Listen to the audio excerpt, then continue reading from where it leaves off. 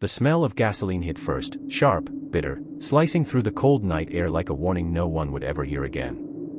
Wet gravel cracked under the tires as the SUV inched toward the cliff's edge, its headlights trembling over the jagged rocks below. Inside the vehicle, silence pressed heavier than the storm outside. Not a scream. Not a whisper.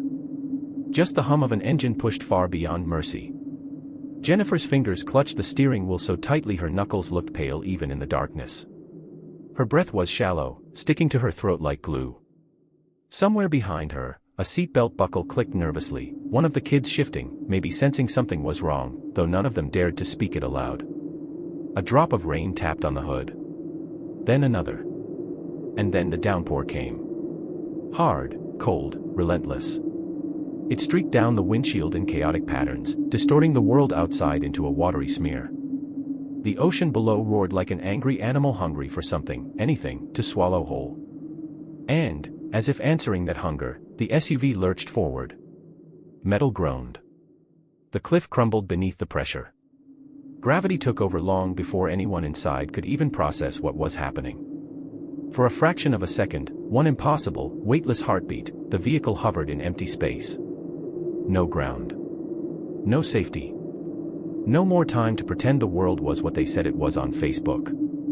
And then it fell. The scream of twisting steel drowned in the storm.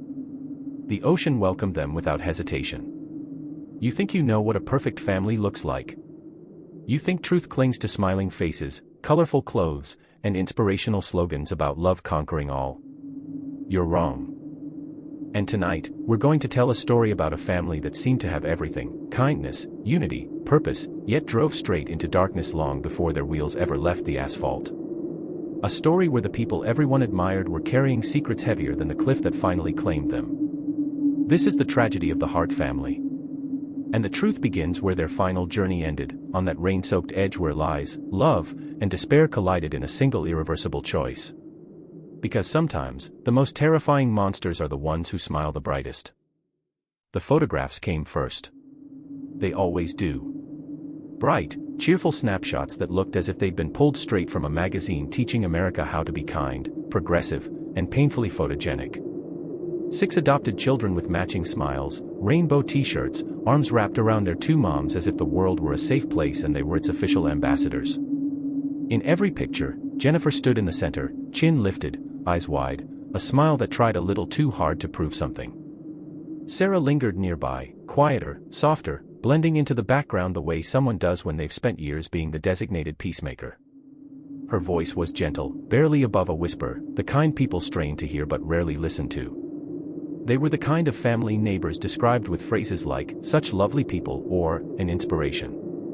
The kind that posted about vegan dinners, music festivals, peaceful protests, and the boundless power of love. The kind that made you wonder if maybe, just maybe, the world wasn't such a bad place after all. But perfection, as always, had a smell. A faint one. Like burned sugar, sweet at first, then acrid beneath. If you stood close enough to the Hart family, you'd catch it.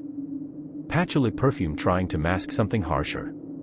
Clothes a little too coordinated, as if chosen for an audience, not for life. Voices too calm, rehearsed, unnaturally smooth, like people terrified of being caught without a smile. Their house was tidy. Too tidy. Toys arranged by color. Shoes lined in military symmetry. Fridge filled with organic vegetables no one remembered seeing the kids eat. It wasn't a home, it was a set. And Jennifer? She was the director. Her hands always moved fast, adjusting a collar, smoothing a sleeve, fixing a child's posture before the camera clicked. Her tone was sweet, but behind it lay something sharp. A hidden metronome ticking out expectations no one could meet without trembling. Sarah was different. She smelled faintly of laundry detergent and oversteeped tea, always tired, always apologizing for something. Her shoulders curled forward, as if she were trying to shrink enough to make the world quieter for everyone else. People liked them. Admired them. Celebrated them. And why wouldn't they? The Harts were the living embodiment of hope, 6 children out of the system, given a home, given opportunities, given matching t-shirts for every holiday. They attended protests, hugged strangers, delivered inspirational messages with the sincerity of people who had memorized every line they'd ever spoken. But whispers travel. They slip under doorways and through school hallways. A teacher mentioned one child always seemed hungry. A neighbor wondered why no one saw the kids outside. Another person, invited for dinner once, found the children eerily silent, sitting upright as if awaiting instructions. Rumors, though, are inconvenient things. Especially when the rumors contradict the photos you double-tap on social media. So people did what people always do. They believed the pictures, not the cracks. After all, who wants to admit that a family that smiles so brightly might be hiding in the dark? The Harts kept moving, city to city, state to state, leaving behind compliments like souvenirs and doubts like unpaid bills. And every time they started over, the story refreshed itself, the rainbow flags, the vegan recipes, the carefully curated happiness. No one asked why the family reinvented itself so often.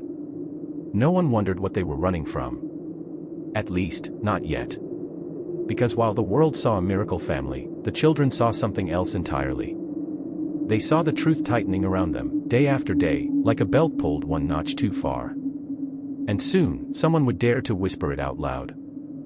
Hannah's footsteps were barely audible against the wooden porch, but her breathing, ragged, panicked, too loud for midnight, gave her away.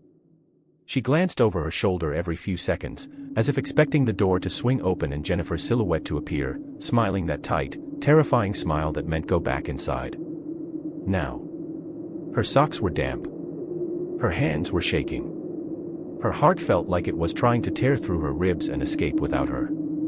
She reached the neighbor's house, hesitated only a second, then pounded on the door with all the force her trembling fists could muster. When the door opened, the porch light flicked on, revealing a girl who looked much younger than her age, too thin, too pale, eyes wide with an animal-like fear. "Please," she whispered. "They're not who you think." Those words, 6 small, fragile words, carried more truth than all the rainbow-colored signs the family held at festivals. But truth, as usual, had bad timing. The neighbor blinked, startled. "Sweetie, are you okay? Do you need?" Footsteps. Soft but swift. Hannah flinched as if struck. She knew that rhythm, that gait, that quiet, calculated approach. Jennifer appeared in the yellow glow of the porch light, her voice syrupy sweet and utterly hollow. "There you are, honey.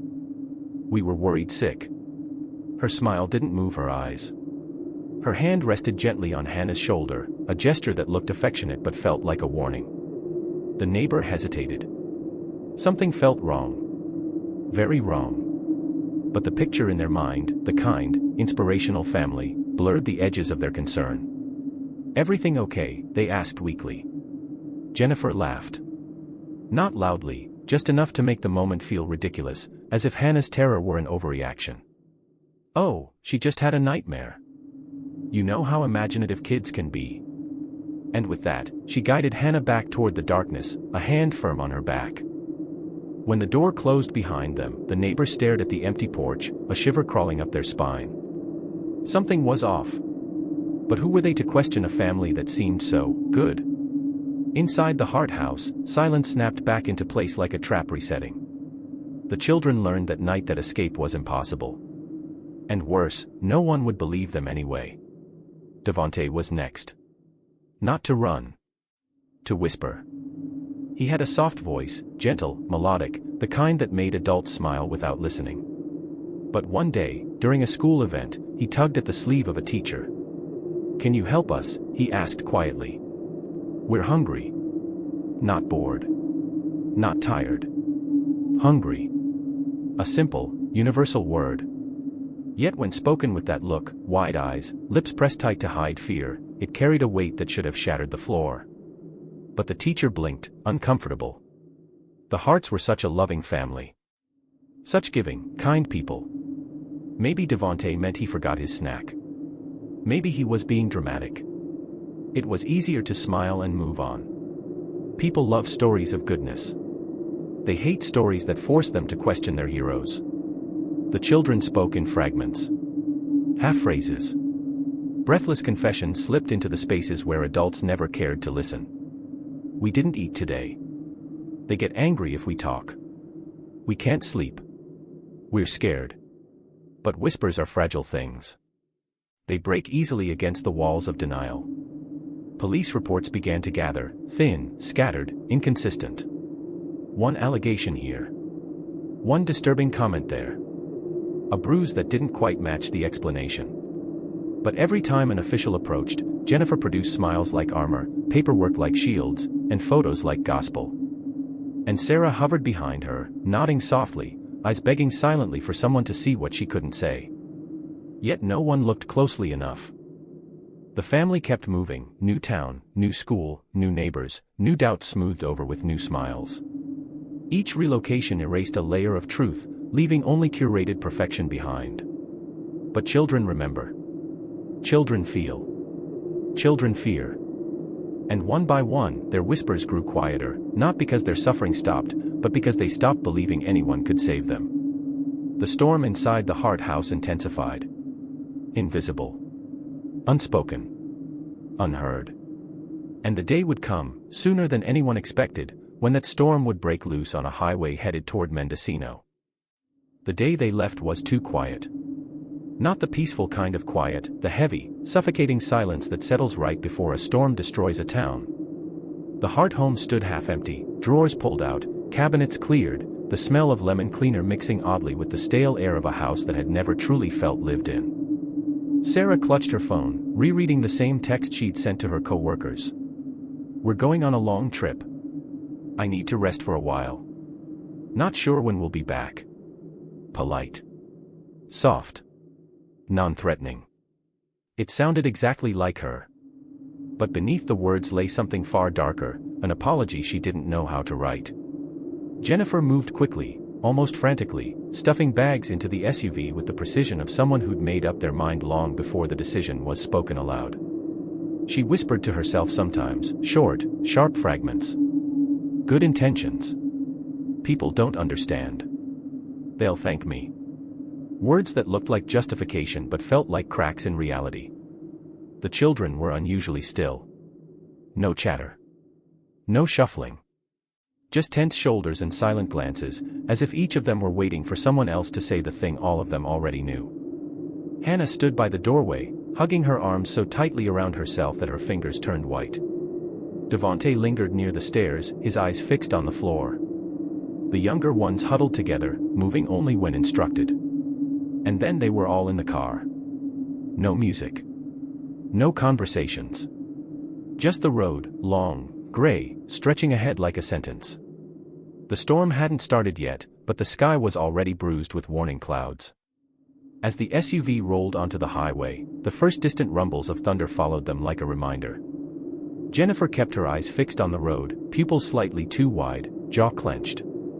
Sarah stared at her own hands, twisting them in her lap until her wedding ring left a red imprint on her skin. Hours passed. Rain began as a drizzle, tapping lightly on the windows, soft enough to be mistaken for fingers drumming nervously.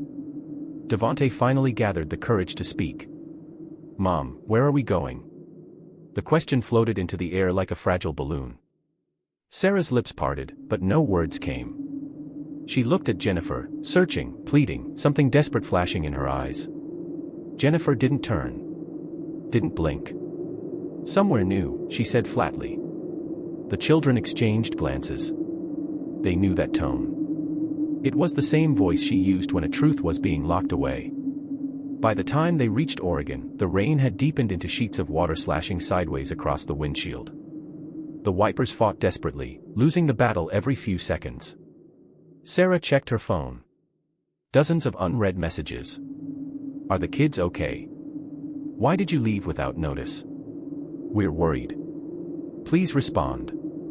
She didn't. Not because she didn't want to, because she couldn't. Every time she lifted the phone, Jennifer's voice cut through the sound of the storm. They're just trying to ruin us. They don't understand the pressure we're under. They want to take the kids away. Sarah believed her. Or tried to. Or told herself she did, because the alternative was admitting that everything around her was crumbling. But the road didn't care. It just kept winding ahead, mile after mile, like a fuse slowly burning toward an explosion no one could stop. Late that night, they crossed into California. The wind howled. Lightning flashed. The cliffs loomed to their left, dark, jagged silhouettes against a raging sea. The children pressed closer together in the back seat. Hannah began to quietly cry, her breath shaking.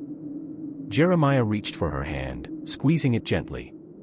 Sarah heard the soft sob and finally broke. "Jen, maybe we should stop. Just for the night." A pause. A long one. Then Jennifer exhaled a humorless, exhausted laugh. "Stop," she said. "Sarah, everything has already stopped." Her foot pressed slightly harder on the gas. Outside, a green highway sign flickered past through the rain. Mendocino County. And that was when Sarah finally understood, truly, fully, horrifyingly understood, that the road wasn't leading them anywhere new. It was leading them to an ending. A final one. And yet, she still didn't open the door. Still didn't scream. Still didn't grab the wheel. Sometimes despair isn't loud. Sometimes it's the quiet surrender of a person who ran out of ways to justify the life they've built. As the SUV curved closer to the ocean, the storm thickened, wrapping the vehicle like a shroud. And deep inside, 6 children sat in suffocating silence, watching the world blur past, feeling something irreversible drawing near. A presence, a pull, a choice made long before their small voices were ever heard. None of them knew the exact moment everything would break. But in less than an hour, the cliff would answer for them. The storm didn't break, it simply shifted, rolling inland as the sun crawled up over the jagged cliffs of Mendocino County. The ocean below churned, restless and gray, its waves slamming against the rocks with the rhythm of something ancient and merciless. It was early morning when the first call came in. A driver spotted skid marks near the edge of a turnout. Not real skid marks, thin, hesitant streaks that looked more like the vehicle had simply rolled forward, almost voluntarily, like a swimmer stepping calmly into the deep. The deputy who arrived first was a man named Franklin Ruiz, broad-shouldered, worn boots, a face creased by years of seeing things he didn't want to remember. He stepped out of his cruiser, the wind ripping at his jacket as he approached the edge. The sight below made him stop mid-stride. A piece of red metal clung stubbornly to a rock, twisted like a crushed soda can. Farther down, the ocean swallowed debris, shreds of fabric, a child's shoe, something that might have been a backpack. Ruiz swallowed hard. He didn't need to look closer to know this wasn't an accident. Behind him, a second cruiser pulled up. A younger deputy stepped out, rubbing sleep from his eyes. "What do we got?" he asked. Ruiz pointed toward the wreckage. "A fall. A bad one." The younger deputy squinted over the edge. "No guardrail," he muttered. "People never learn." Ruiz shook his head. "No." His voice was low, steady. "This one feels different." The younger deputy didn't understand. Wouldn't, not until later. By noon, search and rescue teams combed the coastline, the smell of salt and wet earth mixing with diesel fumes from the boats slicing through the waves. Helicopters hovered, blades chopping the air into shards of noise. Photographers from the sheriff's office snapped pictures of the steep drop, the broken branches, the tire tracks that looked wrong in every possible way. One investigator traced a gloved finger over the ground near the cliff. "No brake marks," she said quietly. Another lifted a piece of metal from the rocks, turning it under the light. "This car didn't slide," he murmured. "It launched." Above them, seagulls circled, white flecks against the dark sky, screaming over the wind as if demanding answers no human could provide. Back at the Hart house, officers moved carefully through the eerily tidy rooms. The place felt abandoned in a way that wasn't natural, beds perfectly made, clothes folded, sink empty, trash cans spotless. A home scrubbed clean of life. A detective noticed the refrigerator first. Row after row of fresh vegetables. Perfectly stacked. Untouched. He frowned. "Doesn't look like a house with 6 kids." Another officer opened a cabinet, only canned beans, rice, and vitamins. "Where's the real food?" the detective asked. No one answered. Because there was no answer that wouldn't sound like a warning sign ignored for far too long. A phone buzzed on the counter, Sarah's. Dozens of messages still unread. "Please call us. Is everything okay? "We're filing a welfare check." The detective scrolled through, brow furrowing deeper with each message. Then he found the last one she'd sent. "I need to rest for a while." He exhaled sharply. "That's not rest," he muttered. "That's goodbye." Neighbors gathered outside, hunched in loose clusters, clutching coffee cups and shaking their heads with wide, dazed eyes. "I can't believe it," one woman whispered. "They were such a good family." "Always smiling," another added. "Always so positive." "Those poor kids," a man said, rubbing the back of his neck. "Didn't seem like the type to do anything reckless." Ruiz listened quietly. People always rewrote memories after tragedy. As if their brains refused to accept the idea that evil could wear a smile. A reporter approached him. "Deputy Ruiz, do you think it was an accident?" The wind lifted the caution tape behind him, making it snap like an impatient animal. Ruiz looked toward the cliff, then back at the reporter. "No," he said simply. "I don't." The reporter blinked. "So you believe?" Ruiz cut him off. "I believe the evidence will speak for itself." What he didn't say, what he couldn't say yet, was that the evidence was already screaming. Later that afternoon, 2 officers found a journal on the top shelf of the closet in the parents' bedroom. It wasn't hidden. Just placed high enough that no child's hand could reach. Inside were pages of lists, budgets, driving routes, reminders. Normal things. But near the back, the handwriting changed. Sharper. Harder. Uneven. One line repeated several times, scrawled over itself until the ink tore the paper. "They won't survive without us." The detective closed the journal with a slow, careful motion. Then he whispered the words most investigations dread. Something was planned. And as the sun dipped behind the clouds, the storm returned, darker, heavier, dragging the weight of truth with it. Truth that no one was ready for. Truth that was becoming impossible to ignore. Because the deeper they dug, the clearer it became. That the fall off the cliff was not the beginning of the tragedy. It was the final chapter of a story that had been silently unraveling for years. The last day of the Hart family did not begin with a scream. It began with quiet. A quiet so heavy, so unnatural, that it felt less like silence and more like the air itself was holding its breath. They had spent the night in the SUV, parked off a remote turnout, ocean wind shuddering against the windows. The children barely slept. Every few minutes one of them shifted, adjusting a jacket that wasn't warm enough, or trying not to cry too loudly. Sarah didn't sleep at all. Her head rested against the cold glass, eyes swollen, fingers digging into her own palms. Every time she blinked, she saw flashes of something she refused to name. She knew. On some level, maybe deeper than consciousness, she knew what Jennifer intended. But knowing is not the same as stopping. Especially when fear has been whispering in your ear for years, telling you you're powerless. Just before dawn, Jennifer woke. No stretch. No yawn. Just immediate alertness, like a soldier hearing a distant alarm. She sat up straight, stared through the windshield at the faint silhouette of cliffs waiting ahead, and whispered something under her breath. Sarah didn't catch the words. Maybe she didn't want to. When the children stirred, Jennifer reached back and touched the nearest shoulder, Devontae's, as if to reassure him.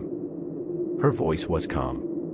Too calm. "Everything's going to be okay," she said. People love that sentence. It's the biggest lie comfort ever invented. Devontae nodded slowly, though confusion flickered in his eyes. He wanted to believe her. He always had. He didn't know yet that belief can be a trap. They started driving. The sky brightened in streaks of dull gray. The highway curled along the coastline like a snake, narrow and unforgiving. Waves pounded the rocks below, the sound muffled by the SUV's closed windows. No one spoke. Not even the teenagers. Not even the youngest ones.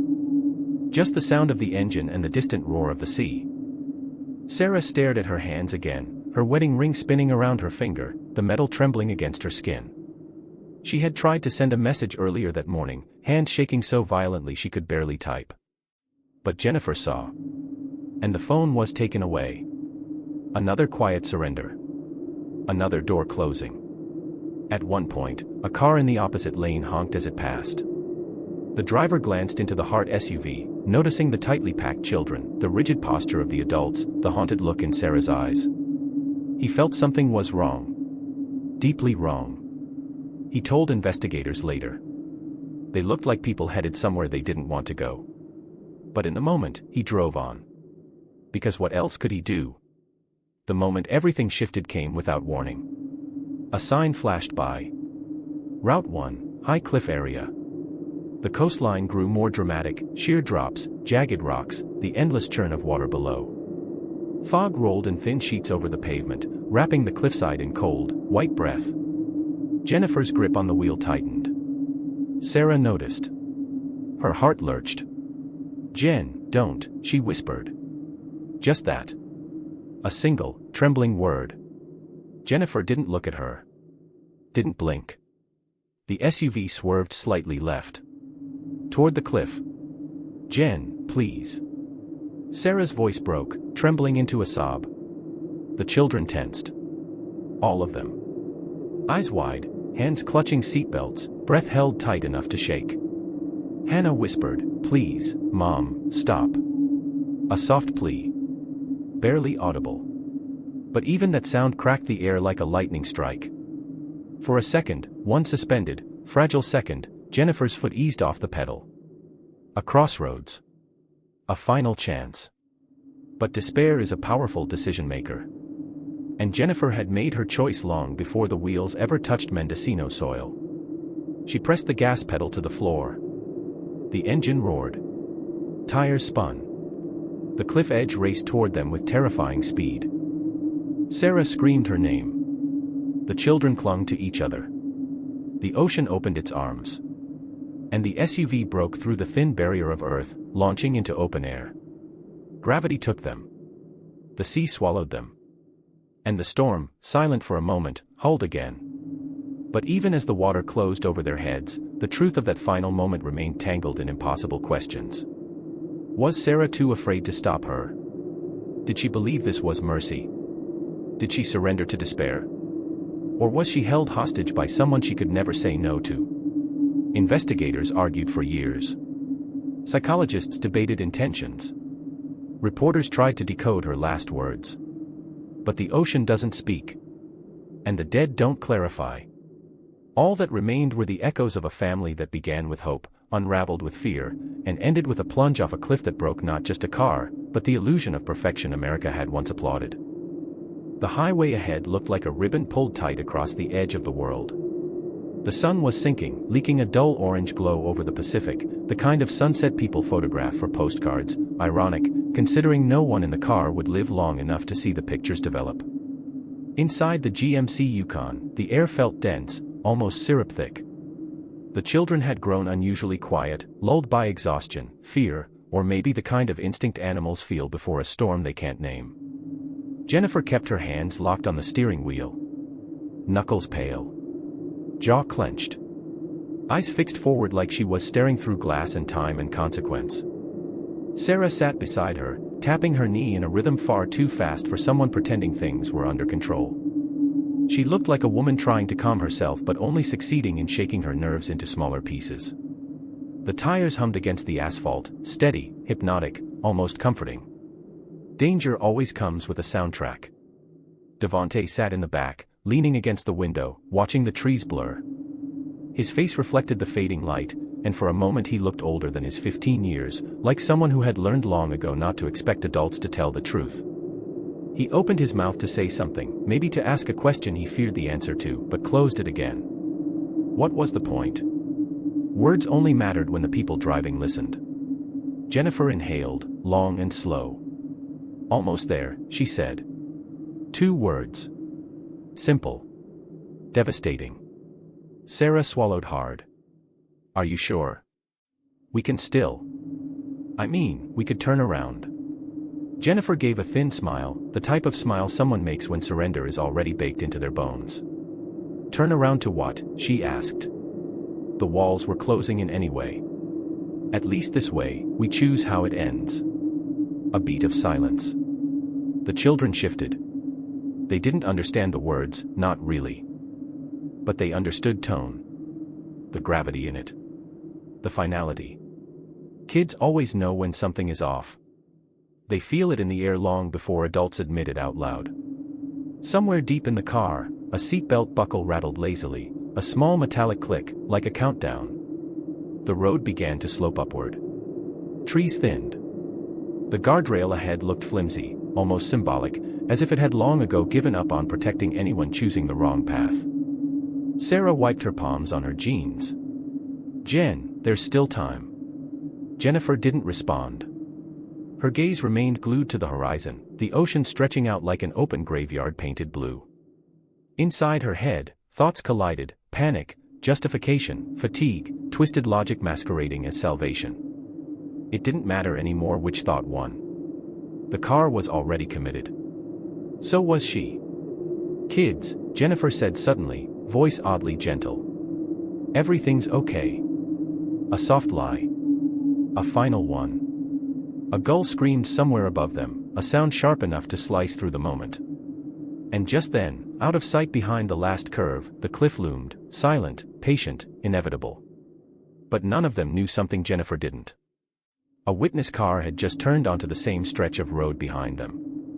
Someone was watching. And everything was about to unravel. The cliff was quiet now. The ocean roared far below, indifferent, as if it had always known it would witness this. The asphalt above still glistened with rain, smeared with tire tracks that would be studied later but never fully understood. Police sirens wailed in the distance, distant and impotent. News helicopters buzzed like oversized insects over the coast, their searchlights cutting through the mist. Yet nothing could reach the truth that had already fallen into the waves. Officers combed the roadside, picking through wreckage that didn't just belong to a car, it belonged to lives, to choices, to secrets too heavy for the daylight. Small toys, bent and salt-stiff, lay in the grass. A lunchbox, ripped, barely recognizable. A pair of tiny shoes. Pieces of a family now gone. Neighbors, reporters, and social workers arrived in a steady stream, each bringing their version of understanding, judgment, or grief. They whispered about signs they had missed, about complaints brushed aside, about cries for help drowned in bureaucracy. Sarah's phone was recovered. Screens cracked, fingerprints smeared across the glass. Messages stacked up, unanswered. Pleas, warnings, gentle nudges that might have changed everything. They were too late. They had always been too late. Investigators dug into the past, the moves from city to city, the glowing social media feeds, the accolades for adopting 6 children in need of love. They found patterns. They found documents. They found journals. Some pages were meticulously neat, lists of chores and meals. Others were sharp, hurried, almost manic, they won't survive without us. And then the questions began. Endless questions. Who was to blame? Jennifer? Sarah? The system that ignored the whispers, the bruises, the tiny cries. A society that celebrated appearances over reality. It was easy to point fingers. Too easy. The cameras captured every tear, every shocked expression. Headlines screamed, "Perfect family ends in tragedy," but no headline could capture the truth that no one wanted to confront: perfection can be a cage. And some cages collapse inward before anyone notices the cracks. Social media, cruel and indifferent, highlighted the irony. Photos of smiling children, rainbow-colored t-shirts, happy posts from the days before, millions of likes, still climbing, as if the internet refused to acknowledge the end. And amidst the chaos, one thought remained clear, stubborn and bitter: sometimes, the people who know the truth are the first to vanish with it. Jennifer and Sarah were gone. 6 children were gone. The cliff and the waves held their final story. And for the living, only echoes remained, echoes of laughter that had been forced, screams that had been silenced, choices that could never be undone. Somewhere, a seagull wheeled above the coast. It screamed. Maybe it mourned. Maybe it mocked. The difference didn't matter. Nature never lies. People do. And in the end, that was the only lesson worth learning. The price of appearances is heavier than the heaviest stone. Sometimes truth disappears along with those who dared to know it.